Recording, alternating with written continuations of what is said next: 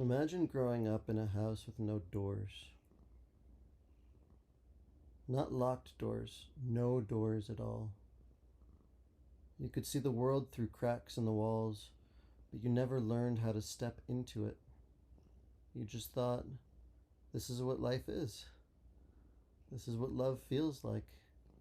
Distant, muffled, unreachable.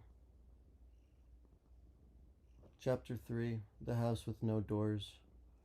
Rebuilding the inner world after childhood neglect. I want to tell you a story, not the kind with dragons or quests, but the kind that lives in your bones. There was once a child who lived in a house with no doors and no windows. The walls were thick and gray, and silence was the language of the household. No one yelled, no one hit, but no one asked how your day was. No one noticed when your eyes welled up or lit up. The air was still but heavy. And you, small, bright, full of questions, you learned not to knock, not to ask, not to feel too loudly. You learned to make peace with loneliness. You thought this was normal. Years passed and the child grew taller, then older, then adult. But the house stayed the same. Even though they left it behind physically, something in them never moved out. Relationships came and went, but none of them seemed to quite get in. Joy felt like a thing glimpsed through glass. And grief didn't even knock. It just slipped in unannounced and stayed too long. One day, after another restless night, another ache without a name, they noticed a crack in the wall. Just a hairline fracture. It didn't look like much.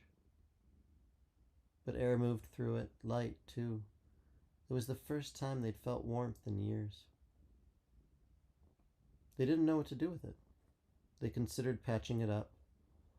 Old habits. But something inside whispered, leave it. Let it stay open. And that crack became a beginning. This is what reparenting often looks like. Not grand awakenings, not thunderous declarations of self-worth. Just one small moment where you let warmth in, where you don't shut yourself out, where you don't patch over the feeling.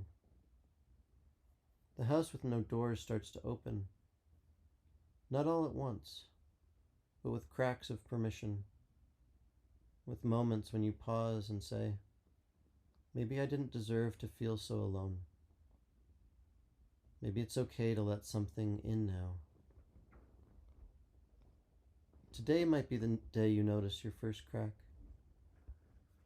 You don't have to knock on anyone else's door to belong. You just have to stop sealing your own shut.